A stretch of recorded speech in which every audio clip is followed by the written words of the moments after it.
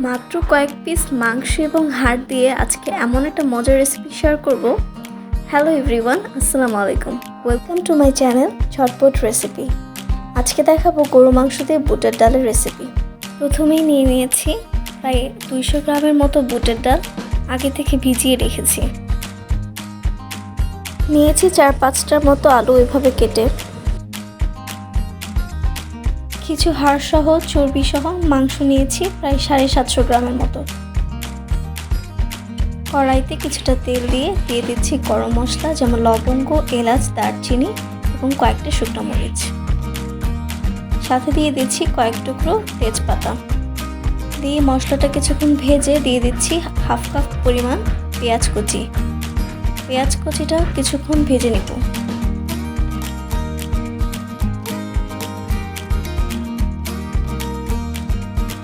পেঁয়াজের রং কিছুটা পরিবর্তন হয়ে এলে দিয়ে দিচ্ছি স্বাদ মতো লবণ, 1 টেবিল চামচ আদা বাটা, 1 টেবিল চামচ রসুন বাটা। আদা রসুন বাটাটা দিয়ে কিছুক্ষণ মশলাটা ভেজে নেব। এ পর্যায়ে দিয়ে দিচ্ছি 1 টেবিল চামচ গরম মশলা, 1 টেবিল চামচ ধনিয়ার গুঁড়া, 1 টেবিল চামচ হলুদ গুঁড়া এবং 1.5 টেবিল চামচ পরিমাণ মরিচের গুঁড়া। আপনারা ঝাল কম খেতে চাইলে মরিচের গুঁড়োটা একটু কমিয়ে দিতে পারেন। দিয়ে দিচ্ছি কিছু কাঁচামরিচ কুচি, এটা অপশনাল, চাইলে না দিলেও চলবে। কিছুটা পানি দিয়ে মশলাটা ভালোভাবে কষিয়ে নেব।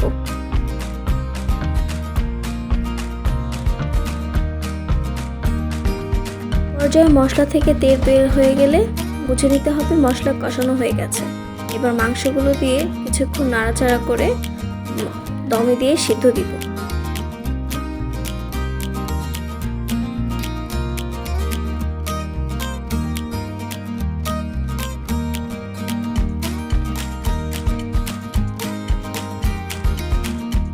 দেখতেই পাচ্ছেন মাংসটা কষানো হয়ে গেছে এবং মাংস থেকে বেশ খানিকটা পানি বের হয়েছে।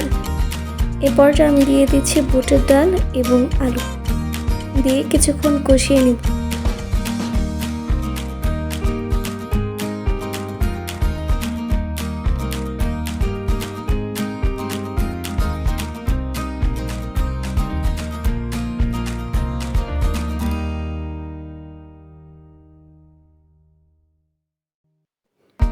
বুটের ডালটা 5 থেকে 10 মিনিট কষিয়ে নেবার পর পানি দিয়ে দিব।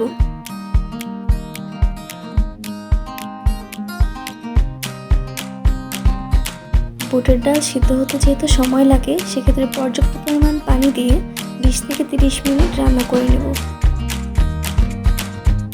দেখতেই পাচ্ছেন বুটের ডালটি সম্পূর্ণভাবে সিদ্ধ হয়ে গেছে।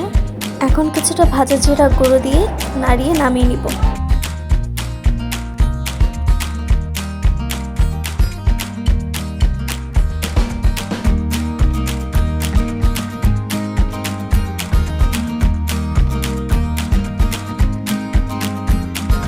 দেখতেই পাচ্ছেন কত সহজেই তৈরি হয়ে গেল বুটের ডাল দিয়ে গরু মাংস।